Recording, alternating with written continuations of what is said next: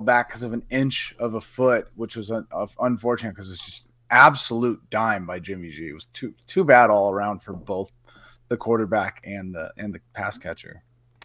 Well, let's get into what happened tonight on Monday Night Football. We had the 49ers take down the Los Angeles Rams. The 49ers came into this game as the number one defensive DVOA team in the NFL. We saw a lot of fun stuff from Bosa and company. They obviously have a big pick six to ice it. But going into that, you were quite mad, and a lot of folks, even Peyton Manning was mad at the decision to kick that ultimately did not bite the 49ers in the end in this one. But now that it's over, the Niners won. Kyle Shanahan continues his reign over Sean McVay and gets his revenge from a season ago. How are you feeling about the 49ers as of 11:42 East Coast time on a Monday versus how you felt at, let's say, 4 o'clock East Coast time, Evan Sowards? So you have to understand that last week, and I am one, as I will always say, I am one of Jimmy Garoppolo's biggest supporters. I'm not going to say I'm a fan, but I am a supporter because I'm a 49ers fan, and that's what I've done. From Alex Smith to Colin Kaepernick to Jimmy G, I will forever defend the 49ers quarterback. To me, it's what you're supposed to do as a fan. But that said, he had honestly maybe the worst game I've ever seen him play last week against the Broncos. Now, the Broncos are a very good team. And, when a good defense plays, a quarterback, as we saw last week with Jimmy and the Broncos, and this week with Stafford and, and the Niners defense, like good defenses, like really good defenses will make quarterbacks pay. And, coming off that Denver loss, I wasn't out on the season because I did think that the 49ers have the best defense in the NFL. I thought it last week. I thought it the week before. And, everyone has always, as always, whenever I claim this, right? There are years that I go, no, they will be the best defense. And then people go, no, you're wrong. And this is that year. I knew that they were the best defense in the NFL. So when people were like, "Oh, you done with the season?" Like what? I was like, "No, because they'll still compete no matter what. Even if the Jimmy that we saw last night against the Broncos, or when these conversations were had, I was like, they'll still compete. They're just too good at defense." So going into this game against the Rams, for me, I just wanted to see the 49ers score points. Get the ball down the field, don't kick field goals, convert, score touchdowns, get the ball in the end zone. And I felt like we got to see that tonight. I have been a huge proponent of stopping this whole rushing Deebo Samuel, right? Like tonight was, and this may be the clip that you need to use for Twitter, but tonight was the greatest example. I'm marking it. As much as you all in the world and NFL has been like, Deebo Samuel, you got to get the ball in his hands no matter what.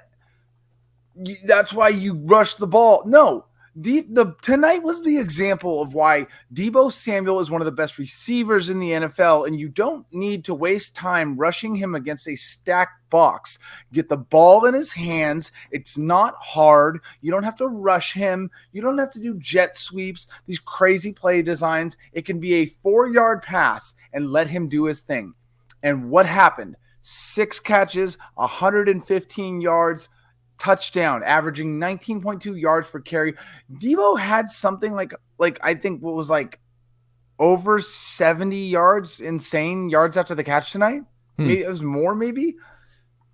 Like, I appreciate last year we had like running back injuries. I appreciate this year that we have running back injuries. But let the running backs run the ball. If you want to have maybe 1 to 2 plays a game where you want to use Deebo as a runner, something that maybe you'll catch him off guard, fine, great.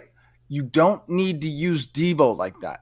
Get the ball to your playmakers. And I felt like tonight they did that, right? Like you got that, this was like a night where everybody won. Jimmy played well enough. Kyle got to have that fun pass to his fullback, right? George Kittle got the ball a couple times. He only he only catched 2 passes, Mm. but he did have a touchdown. It was very close.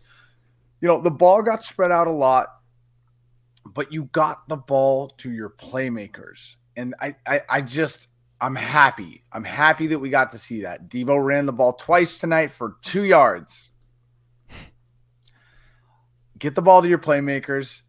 Debo's one of the best receivers in the NFL. There's a reason that why he was neck and neck last year with Cooper Kupp. When they week 7, they both had 800, 900 yards or something insane, whatever it was, right? And then all of a sudden we started using Debo like a running back. Debo deserves the respect for one of the best receivers in the NFL. And tonight he showed that.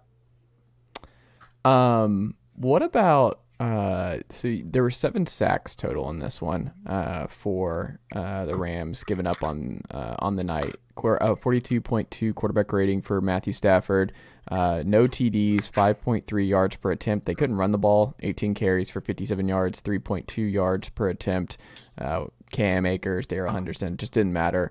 Cooper Kupp still went off to an extent where he was still only averaging 8.7 yards. I mean, 14 receptions, 122 yards. I want to guess that part of that was Jerry Rice being in attendance and some people comparing him to Jerry Rice last year. I'm sure that was a cool experience to just have the legend in the building. Steve Young, Jerry Rice, all kinds of legends watching the 49ers. So I'm sure that was cool, especially for Debo with this 57-yard touchdown catch, not run, as 49er fans and Debo Samuel, as you alluded to, prefers in the year of 2022. Evan Sowards. But when I'm curious, because you talked about the defense, and I think that might be overlooked here, is just Bosa. Obviously, you're expecting it, but you got pass rush help from a multitude of guys in this one, and you had set 2 sacks by Ebukam, who you like a lot. I know you talked about that. Ridgeway gets 1.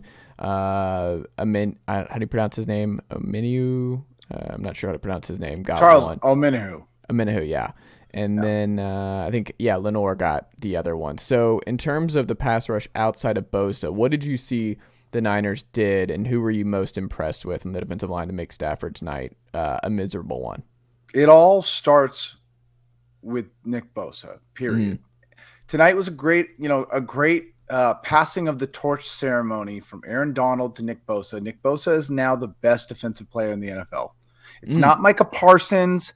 Okay, it's not Trayvon Diggs. It's not Aaron Donald. It's not. It's Nick Bosa. There's no way on earth without you have already reading this. If you have, just tell me, how many pressures do you think Nick Bosa had tonight? Do you know the number, first off? He had 2 sacks. I'm going to guess. Do you have 5? 14 pressures tonight. 14. I don't know if that's ever been done in a game before.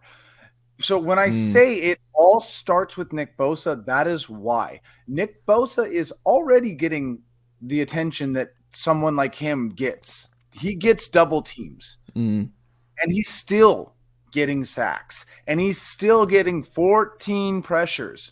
So it allows, guys like Samson Ebukam, who really, I came from the Rams as a free agent. There was some high upside, but last year he played decent. They traded for Charles Omenihu halfway through the season because Ebukam wasn't really playing, I think, as well as they had hoped. Those are things that just happen because, Hassan Ridgeway, man, these are guys that are very happy to get to play next to Nick Bosa because they are looking good.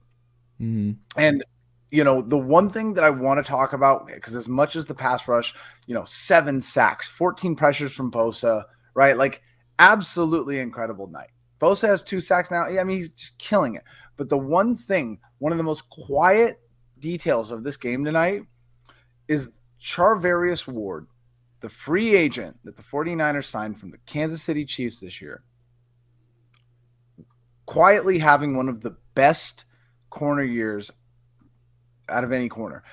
Trayvon Diggs is out there grabbing the ball once or twice a game. It's very, very impressive. It's admirable. And I know there's a lot of football fans out there that are very excited to see, everyone loves an interception.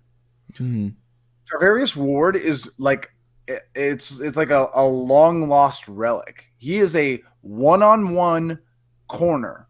He is you versus me, and every single week he has these incredible plays where it's just, I talked about it last week on our pod where it was, Russell Wilson and his little magic that he always does. And then he threw the ball to Jerry Jeudy in a Tyler Lockett play that has happened a million times, or, whoever it be, Doug Baldwin, right?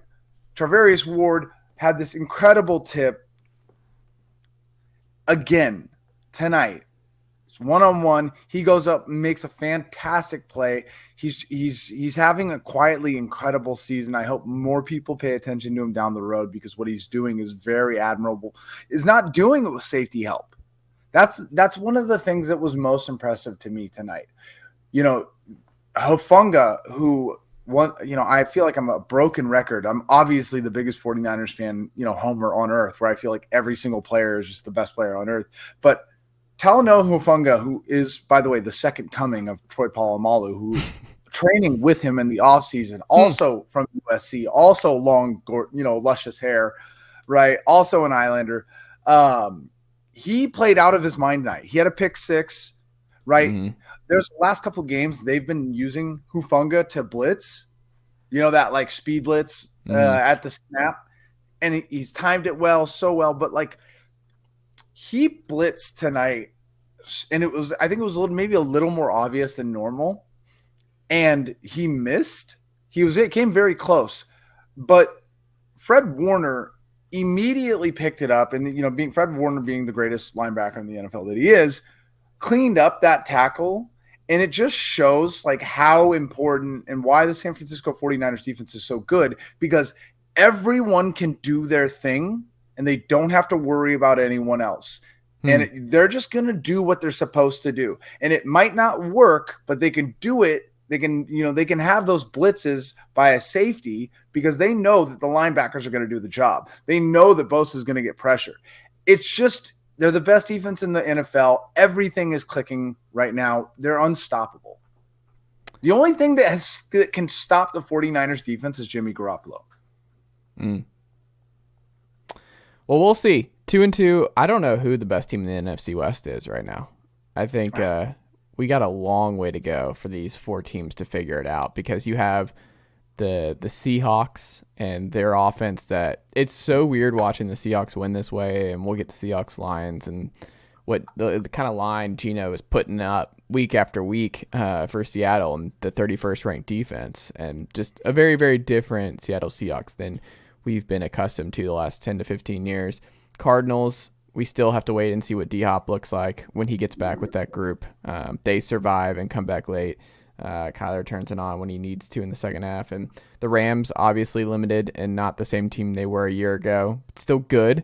And like you said, they'll go as far in San Francisco as Jimmy Garoppolo takes them. But we'll see over the course of the next 13 games what he looks like and how this team continues to grow. So I'm very curious to see how the NFC West